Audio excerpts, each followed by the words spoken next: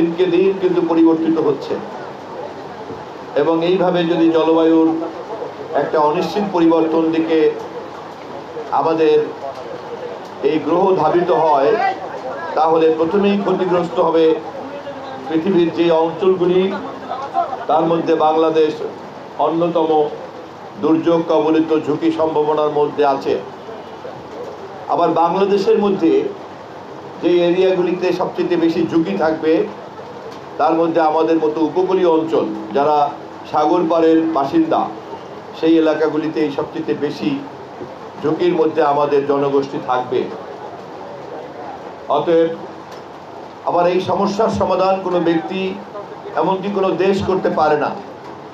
এই সমস্যার সমাধান একটা বৈশ্বিক সমাধান করতে হবে, যে কারণে প্রতি বছরই পৃথিবীর পরিবেশবাদী আন্দোলনকারীরা এবং বিভিন্ন সরকাররা বসেন এবং মানুষের হাতে সমস্যার যে কারণটি নিহিত ধরা পড়েছে, তা হচ্ছে কার্বন নিঃসরণ।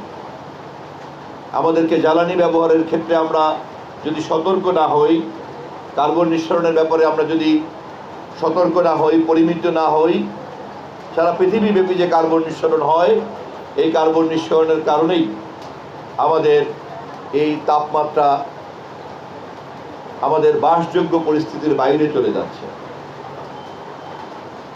মানব জাতির বাস করার জন্য গ্রহ একটা, চাইলেই পৃথিবী ছেড়ে অন্য এক গ্রহ আমরা চলে যাব, এই পরিস্থিতি এখনো পর্যন্ত বিজ্ঞান তৈরি করতে পারেনি। অতএব এই গ্রহকে আমাদের বাসযোগ্য করে রাখতেই হবে এবং তা যেহেতু কেউ একা একা পারে না, কোনো দেশ একা পারে না, সে কারণে সারা পৃথিবীকেই সম্মিলিতভাবে এই কাজ করতে হবে। এবারের আন্তর্জাতিক আয়োজন কিছুদিনের মধ্যে ইস্তাম্বুলে অনুষ্ঠিত হতে যাচ্ছে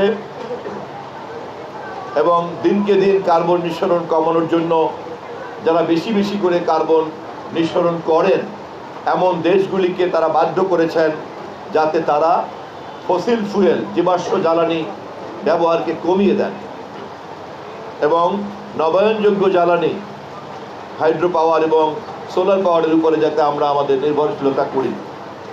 কারণ জীবাশ্ম জ্বালানি ব্যবহার করলেই কার্বন নিঃসরণের পরিমাণ বাড়ে এবং আমাদের তাপমাত্রা ব্যতিক্রম তৈরি হয় এবং আমাদের জলবায়ুর বাসযোগ্য চরিত্র নষ্ট হয়ে যায়। আমাদের নেতা জনাব তারেক রহমান শুধুমাত্রই এই মুহূর্তের সস্তা উন্নয়ন নিয়ে ব্যস্ত না, মেগা প্রজেক্ট দিয়ে দেশবাসীকে চমৎকৃত করার লক্ষ্যে উনি ধাবিত হন না। তার একটা বড় প্রমাণ আমাদের 5 বছরে 25 কোটি বৃক্ষরোপণের যে লক্ষ্য তিনি ঘোষণা করেছেন, তার মাধ্যমেই প্রমাণিত হয়। আমরা আমাদের মেয়াদের 5 বছরে প্রতি বছর 5 কোটি করে বৃক্ষরোপণ করব নিম্নতম পক্ষে।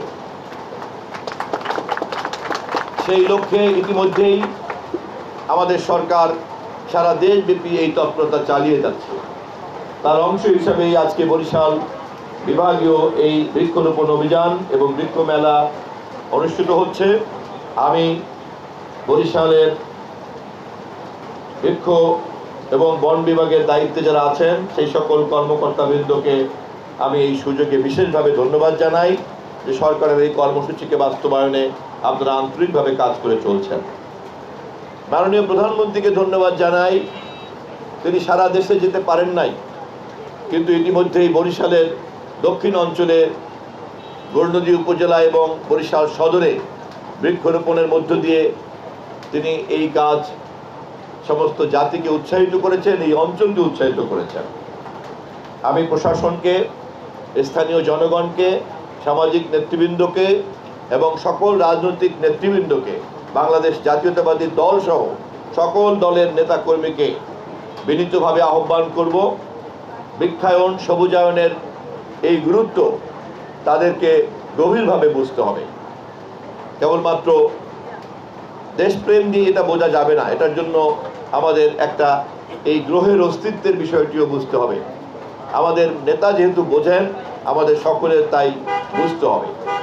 আমি বৃক্ষরোপণ অভিযানের আয়োজনকারীদেরকে আবারও ধন্যবাদ জানিয়ে আমাদের এই অভীষ্ট লক্ষ্য পূরণ করার জন্য এই অঞ্চলে আমাদের যে দায়িত্বটুকু আছে, সেই দায়িত্বটুকু যাতে আমরা যথাযথভাবে পালন করতে পারি, এই ক্ষেত্রে বন বিভাগের যে কোনো উদ্যোগকে সর্বস্তরের সহযোগিতা দেওয়ার জন্য আমি আহ্বান জানিয়ে আমার বক্তব্য শেষ করছি।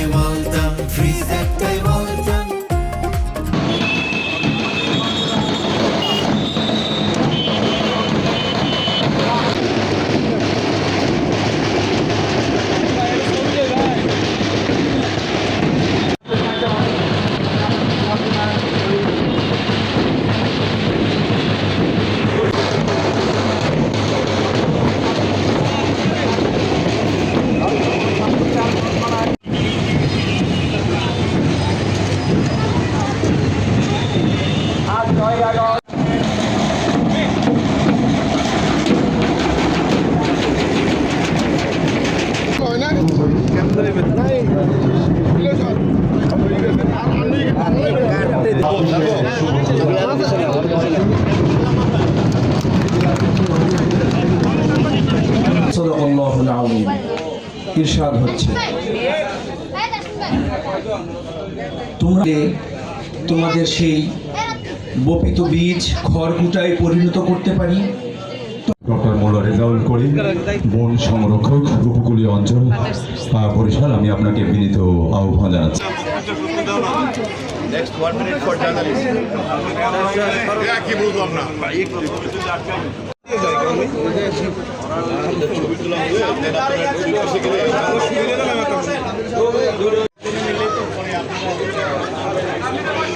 আপনারা দুই দিকে ভাগ হয়ে